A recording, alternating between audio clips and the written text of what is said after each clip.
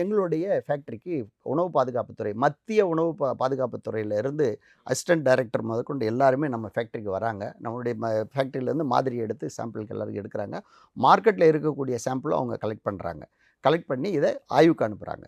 ஆய்வுக்கு அனுப்பி இந்த ஆய்வு அத்தனையும் மத்திய அரசாங்கத்தினுடைய அங்கீகாரம் பெற்ற லேபுக்கு இவங்க அனுப்புகிறாங்க. அனுப்பி அந்த டெஸ்ட் ரிப்போர்ட் நமக்கு வரணும். என்னதான் நம்ம ப்ராடக்ட்டில் குறை இல்லை அப்படின்னு நம்ம போயிட்டு எடுத்து சொன்னாலும் அதை யாரும் ஏற்றுக்கக்கூடிய மனப்பக்குவத்தில் யாரும் இருப்பாங்களா அந்த சூழ்நிலைன்றது நமக்கு தெரியாது.